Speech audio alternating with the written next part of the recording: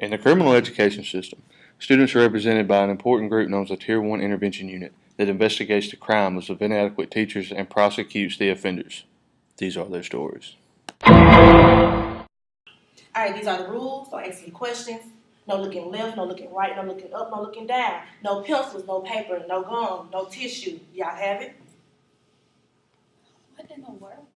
According to Weinstein, rules should be reasonable and necessary. Teachers should consider what rules are appropriate for the grade level, the reason behind such rules, and whether or not the rules are too abstract for students to comprehend.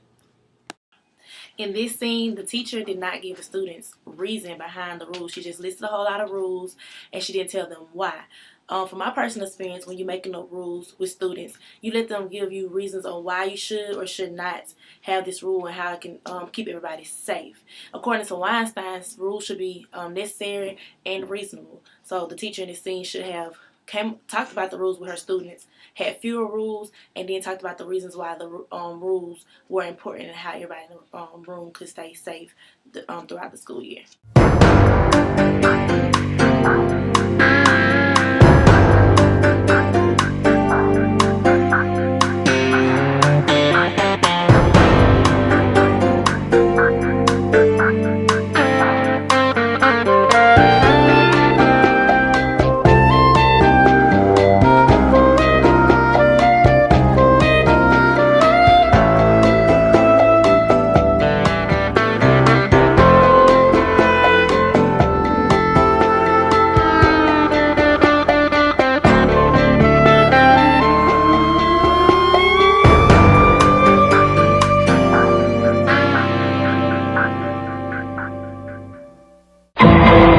Alright students, today we're talking about the order of operations. Let's go over the steps. Parentheses, exponents, multiply, divide. Wait! Divide drill! Everybody know what to do.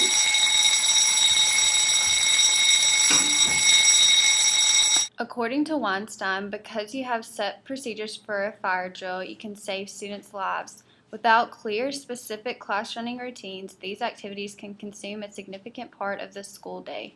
Procedures are also necessary for teachers' sanity to establish a routine to which teachers and students can commit. During this scene, clearly a procedure was not in place and the safety of the students could have been affected. During studio school, we established a rule or a procedure that was 12, 16, and 24. This allowed the students to be at a certain length at certain times, which established that we would not have chaos or a student would get lost.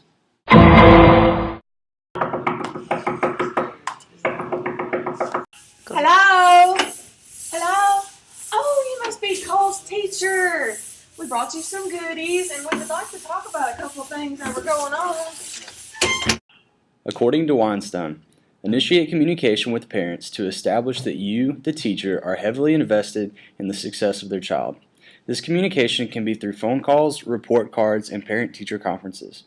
As a note, parents value a personal connection with the teacher. Professional diction is not always best when communicating with parents. So we're going to talk about little Nicole's progress in my social studies classroom. Look, I need to tell you something about my child and how you need to teach my child. I'm having...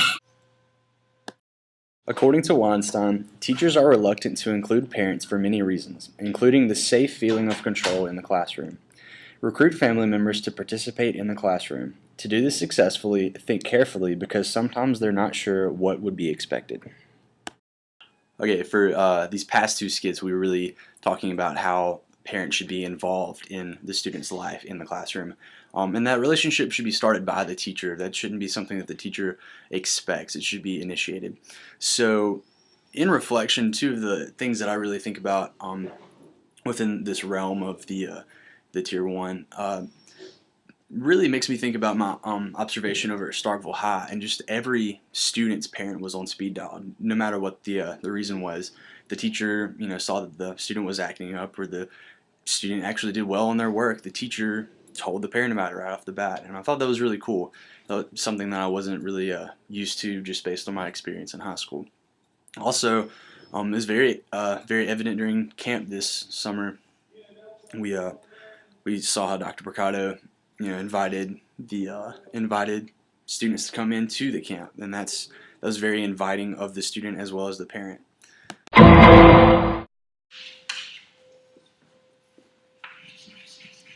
This is an animal cell. Alright, so when we talk about animal cell, what is one thing that an animal cell has that a plant cell doesn't have? We talk about the powerhouse of the cell. That's going to be the mitochondria. What does the mitochondria produce? It produces AT. What do we have here? I've had it with these no good students in my class, not wanting to learn, not caring about anything. According to Weinstein, teachers should provide an environment in which students feel physically and psychologically safe. These types of environments have been proven to enhance student learning. When looking back at the first scene that we did about the teacher-student confrontation with the note passing in the classroom, it actually made me think back of a student we had this summer. He was telling me about an altercation between him and a teacher that sent him to alternative school. And when we was looking at the first topic of physical and psychological safety in the classroom, the student and the teacher got in an argument. The teacher grabbed the student on his shoulder, so the student hit the teacher. And the student's general adaptive syndrome was not as well developed as some other students may be. And at the time that teacher grabbed him, epinephrine, fight or flight hormone raged through his body, and all he could think was to hit the teacher out of fear for safety. Okay, students, when we're talking about the cell membrane, we're talking about the phospholipid bilayer, hydrophilic head, and hydrophobic tail. This allows stuff to be semi-permeable, and it allows stuff to selectively come through and some to go out. So it allows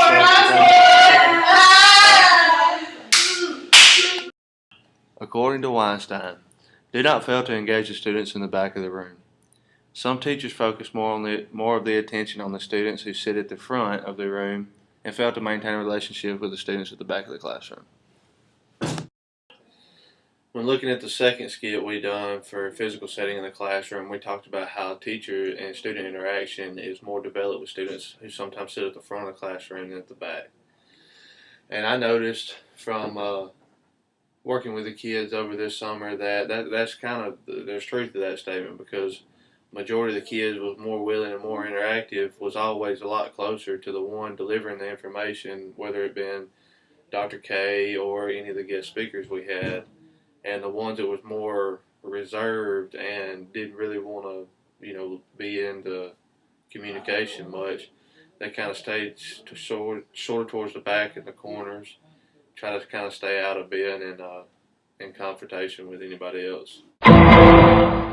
That is why Bill William Shakespeare is the Mac Daddy of science. Homework. I want everybody to write one page on each of the 154 sonnets written by Shakespeare. Whoever writes the best gets this Russell Stover cookies and cream bunny. Hey. Everyone else Okay. has to sit in the garbage. I'm out. Garbage. No. According to Weinstein, behavior that is rewarded is strengthened and is therefore likely to be repeated.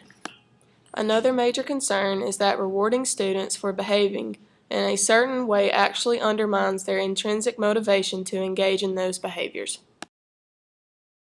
In the first skit about motivation, we discussed the idea of positive and negative reinforcement for students. In the skit, both sides, positive and negative, were a little bit extreme, but in a case that we had with working with kids this summer, the whole idea of positive reinforcement really worked out in their favor, because if students had done well during the day and we had extra time left over at the end of the day, we would reward them with more playtime within the Sanderson. And a negative reinforcement would have been to have taken away playtime. Okay, class, so as you can see right now, I have a drawing of photosynthesis up on the board, and first you have your plant, which is receiving sunlight from the sun, and it forms a whole bunch of other awesome stuff that's going on in this leaf right here. But before that, I'm going to go over the equation we've got right here. And this is the equation for photosynthesis. Okay, so carbon dioxide plus water with the yield of sunlight. Man, why we gotta learn this? Ain't nobody got time for that. Because this will help you get an A in your math class.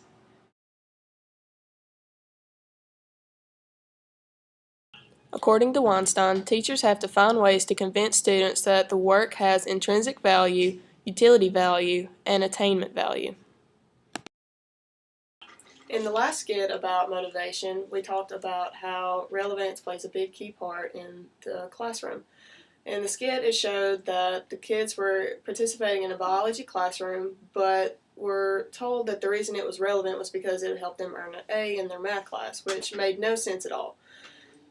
With my personal experience from this past summer, we talked about how learning and physical activity went hand in hand. So the way we made our studio school relevant for our students was talking about how physical activity helped them learn.